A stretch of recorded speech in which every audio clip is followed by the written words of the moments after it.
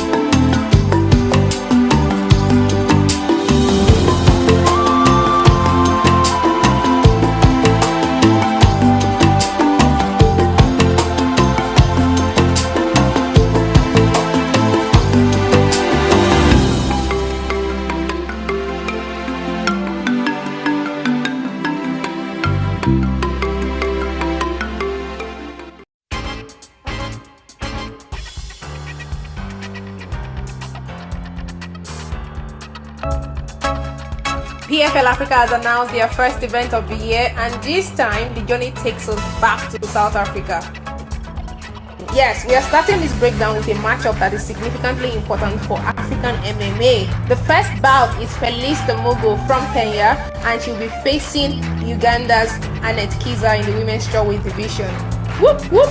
Women! Yes, tonight we're witnessing an historic fight arrival of the first ever female professional athlete from Kenya, and she'll be facing another amazing fighter from Uganda. Yes, two East African countries, I know. But the winner of this bout becomes the undisputed queen of East Africa. So, I'm here for it. This fight isn't just about a battle of East Africa. Checking into the red corner is a woman carrying the hopes and dreams of an entire nation.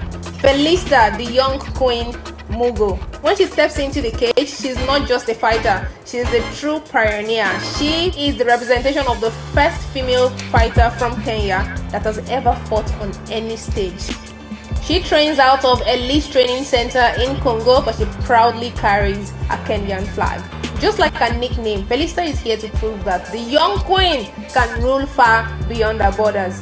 This bout literally proves that women belong in MMA, which I'm here for.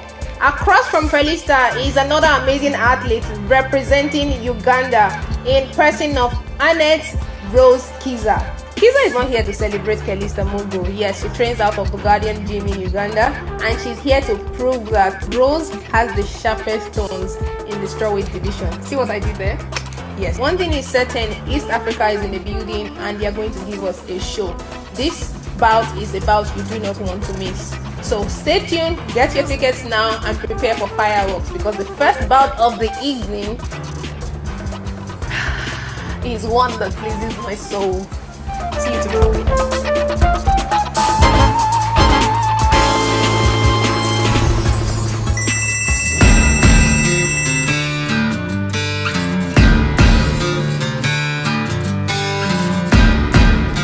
Today on East Rand Crime Watch News. The following sentencing of a young man who raped an elderly woman was issued by Laxelo Tioli from the NPA Regional Spokesperson Desk in the Eastern Cape Division. The High Court of South Africa has sentenced Sifamandla Mokapila, who is 27 years of age, to life imprisonment for the rape of a 75-year-old woman at her home in Mezatshwini location, Daikini, previously Alice, on December 28, 2024. The complainant had known the accused since 2019, as he occasionally assisted a contractor who had been carrying out construction work at her home. On the afternoon of the incident, the elderly woman was returning from a traditional ceremony in the area when Mokapila approached her and asked for 2 rands.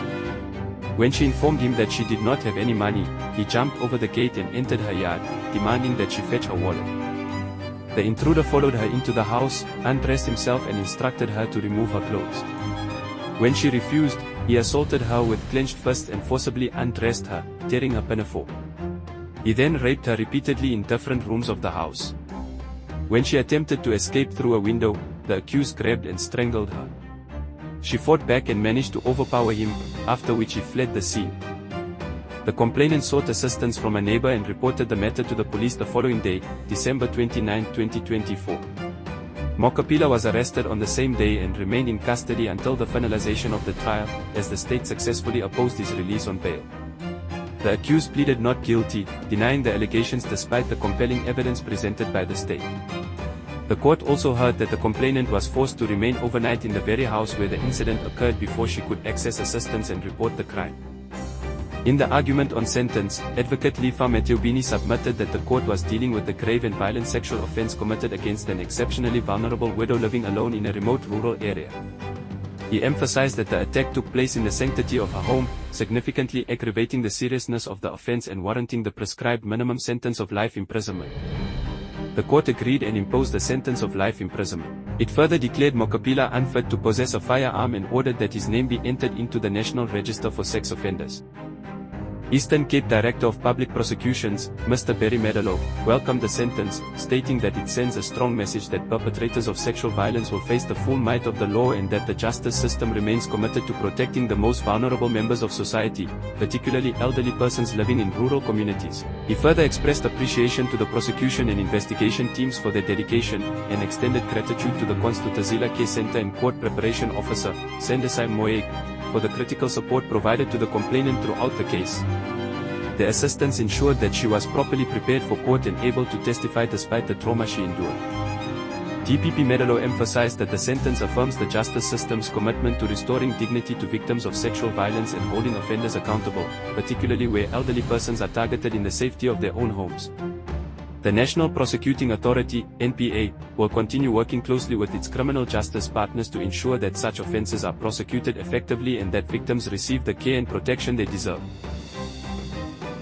I am Sebastian from our East Rand Crime Watch news desk in Boksburg, South Africa.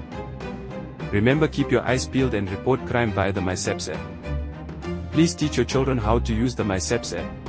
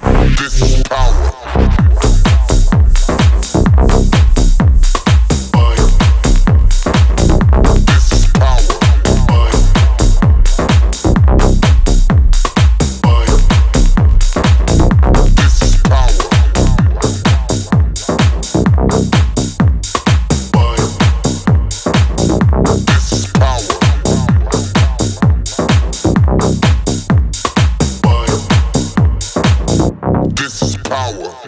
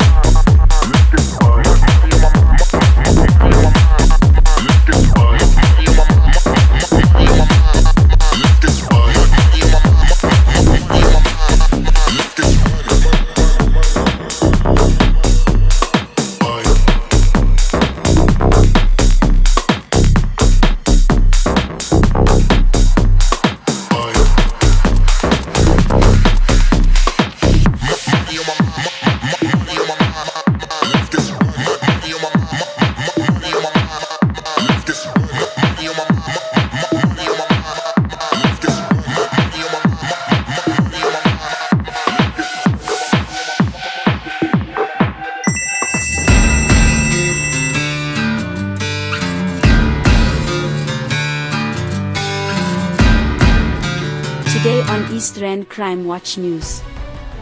The following NPA successfully opposes bail in Cabaret child pornography and rape case was issued by Luxelo Tioli from the NPA Regional Spokesperson Desk in the Eastern Cape Division. Viewers and listeners' discretion warning for disturbing testimonials. Viewer discretion is advised. Warning. Some viewers may find the following footage deeply The National disturbing. Prosecuting Authority, NPA, has successfully opposed the bail application of 38-year-old Rhino du Toit in the Cabaret Magistrates Court. The accused faces serious Schedule 6 charges, including the rape of a minor as well as multiple offences relating to the possession, creation and distribution of child sexual abuse material. Du Toit was arrested on January 10, 2026 at his residence in Sydenham, Cabaret, following a tip-off that a cell phone number linked to him was allegedly being used to distribute pornographic material. The state alleges that the accused was found in possession of at least 10 videos depicting child sexual abuse material and bestiality. It is further alleged that he distributed such material via email and produced a video in 2025 depicting himself engaging in sexual activity with a 2-year-old male child. The identity of the child remains unknown, and investigations to trace and identify the victim are ongoing. In his affidavit before the court, the accused denied the allegations and indicated his intention to plead not guilty. During the bail proceedings, Prosecutor Asavila Dweber argued that the state has a strong prima facie case against the accused. While bail proceedings are not punitive, the state submitted that the accused poses a significant flight risk, given the seriousness of the charges and the likelihood of a lengthy custodial sentence if convicted. The court was further informed that the accused has a passport and may interfere with ongoing investigations or attempt to destroy electronic evidence stored on digital devices and cloud-based platforms. Concerns were also raised that the minor depicted in the material may still be at risk. The state submitted that the accused had not cooperated with law enforcement authorities and had not assisted in efforts to identify the minor victim. Considering the seriousness of the offences, the vulnerability of the child involved, and the ongoing investigation, the court found that it would not be in the interest of justice to release the accused on bail and accordingly denied. The matter has been postponed to June 8, 2026 for further investigation. All of us at East Rand Crime Watch News calls on the justice system to ban bail for perpetrators of violence against children and applaud Prosecutor Asavila Dweber. Thank you.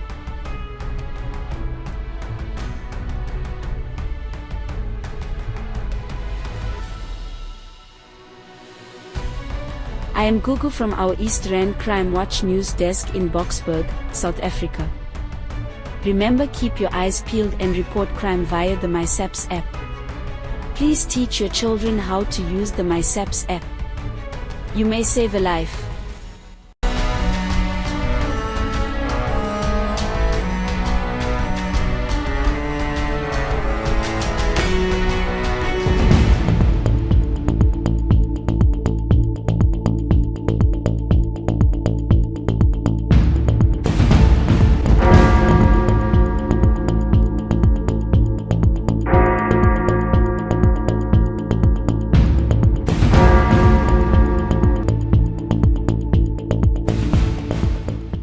The MEC for Gauteng Department of Human Settlements.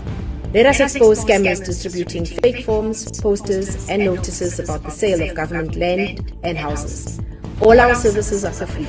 Report land invasion, the illegal sale of land, or any suspicious activity and corruption to 0800 701 701, or you can email us at ethicsdhs@gauteng.gov.za.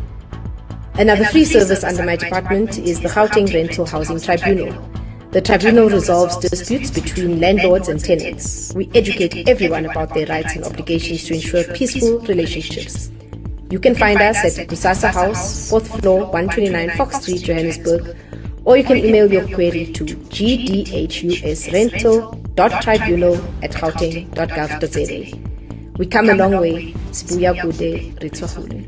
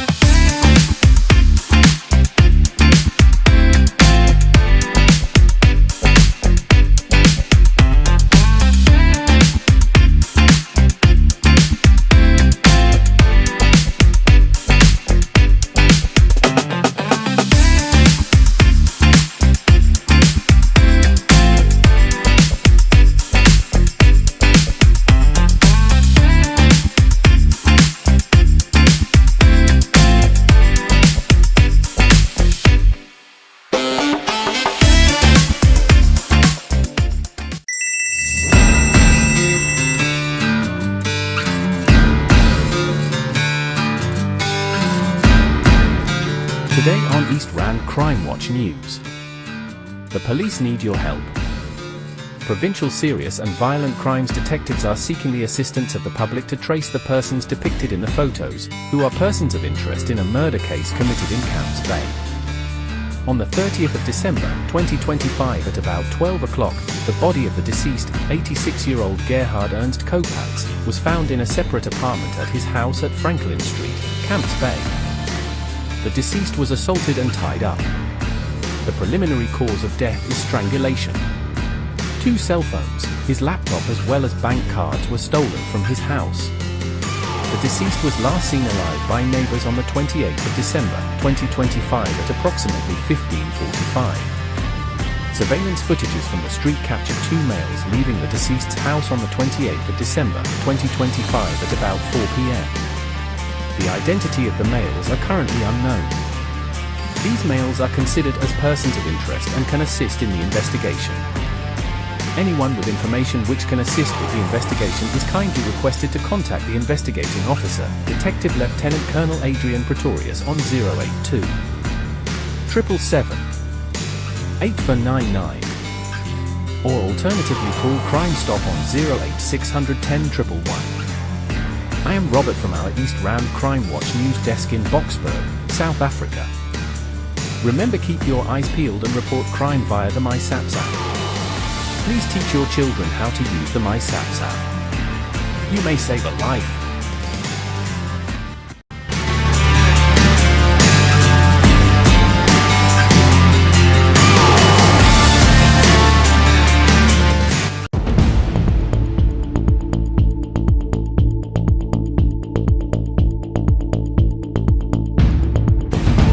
Today on East Rand Crime Watch News, we go over to some international news and the latest update on the Epstein files.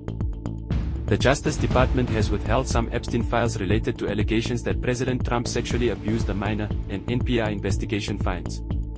It also removed some documents from the public database where accusations against Jeffrey Epstein also mentioned Trump. Some files have not been made public despite the law mandating their release. These include what appear to be more than 50 pages of FBI interviews, as well as notes from conversations with a woman who accused Trump of sexual abuse decades ago when she was a minor. Department of Justice spokeswoman Natalie Baldessari reiterated DOJ's stance that any documents not published are privileged, are duplicates or relate to an ongoing federal investigation. When asked for comment about the missing pages and the accusations against the president, a White House spokeswoman stated that Trump has done more for Epstein's victims than anyone before him, quote unquote. I am Sebastian from our East Rand Crime Watch News desk in Boksburg, South Africa. Remember, keep your eyes peeled and report crime via the MySaps app. Please teach your children how to use the MySaps app. You may save a life.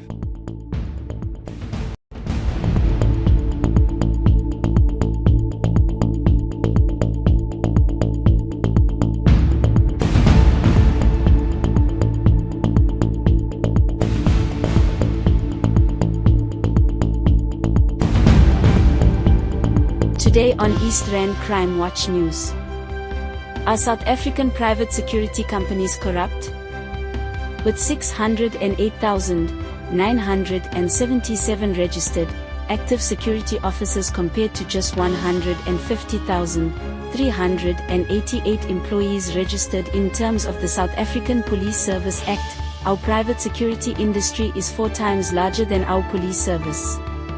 Yet this massive and lucrative industry operates with minimal oversight and control, flying well below the radar. The recently published draft regulations for South Africa's private security industry are a much-needed step toward addressing a regulatory gap that has persisted for far too long. This imbalance between the private security industry and the police is particularly glaring, given South Africa's rising crime rate. While the security industry has grown by 35%, from 451,565 guards in 2014 to 15 to 608,977 in 2023 to 24, the country has seen a 62% increase in murder, from 17,023 in 2013 to 14 to 27,494 in 2022 to 23, and an almost 50% increase in attempted murder, from 16,989 to 25,131 during a similar period. This stark contrast raises questions about the industry's effectiveness in addressing crime. More troubling is the evidence suggesting that elements in the private security industry might be contributing to criminality. Research dating back to 2012 has identified persistent and worsening problems. These include inadequate firearms stockpile management. To illustrate, the Private Security Industry Regulatory Authority has repeatedly raised concerns that dysfunction at the Central Firearms Registry, the police unit responsible for firearms management, means the authority does not know what the industry firearms and ammunition stocks are, which creates loopholes for diversion. This is a particular risk when a company closes down or when, for example, a contract to provide armed guards ends, without any mechanism to monitor its licensed firearms.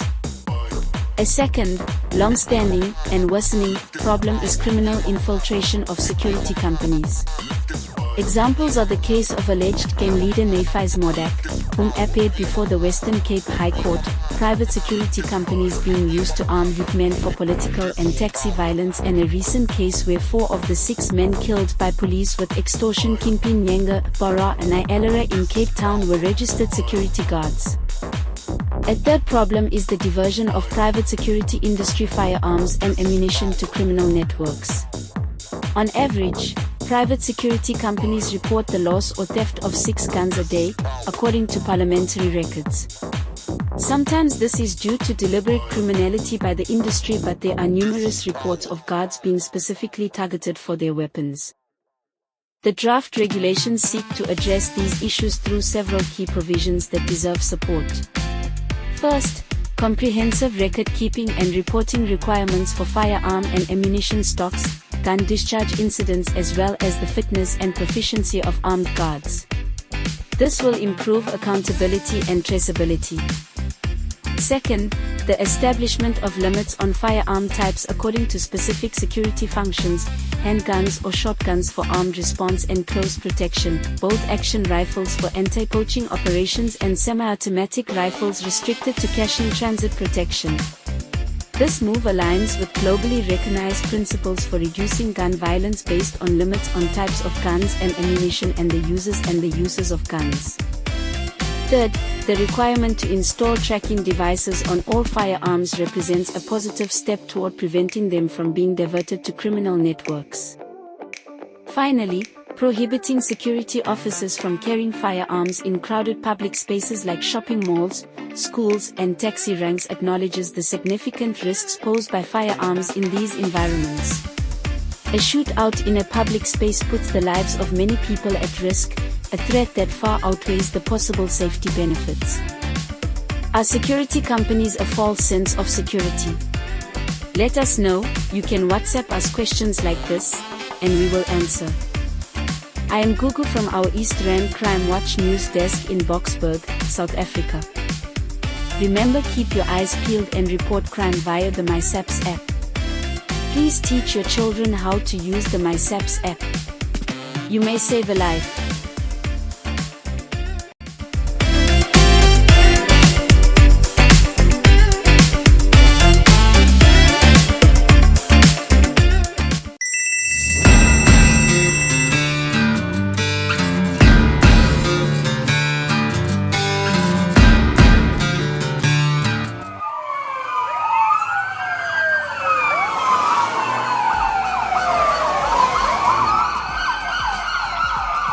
Today on East Rand Crime Watch News.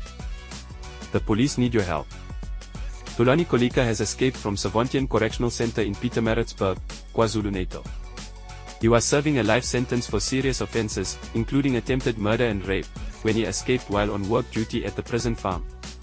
A manhunt is currently underway, and authorities are urging the public to report any sightings or information regarding his whereabouts. You can call 08600 10 111 or you can report anonymously via the MySaps app. He might be armed and dangerous. I am Sebastian reporting from our Boksburg Crime Watch news desk on the East Rand of Johannesburg in South Africa.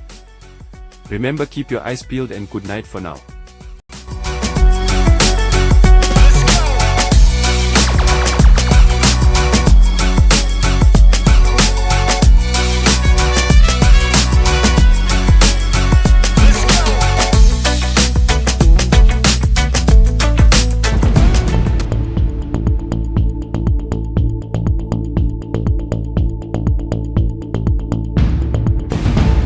Today on East Rand Crime Watch News. The discovery of a fully operational dogger cultivation laboratory near a high school in Lamontville has led to the arrest of 2 suspects. The laboratory was uncovered during a routine school visit by the Lamontville Social Crime Prevention Unit, which noticed suspicious activity at the property. Upon further investigation, police discovered that the occupants were allegedly selling dogger to school children. The laboratory contained items such as dogger plants, vacuum air purifiers, extractor fans, packaging containers, and an instruction board. The police forensic experts were called in to process the crime scene, and the suspects are expected to appear in the Durban Magistrates Court. This incident highlights the ongoing efforts of law enforcement to combat drug trafficking and protect the safety and well-being of local communities. You are reminded that the law does not allow any trade of the THC cannabis plant. You may grow and use it for recreational use, as prescribed in the cannabis laws of South Africa. I am Gugu reporting from our Boksburg Crime Watch news desk on the East Rand of Johannesburg in South Africa. Remember, keep your eyes peeled and report crime via the MySAPS app. Goodbye for now.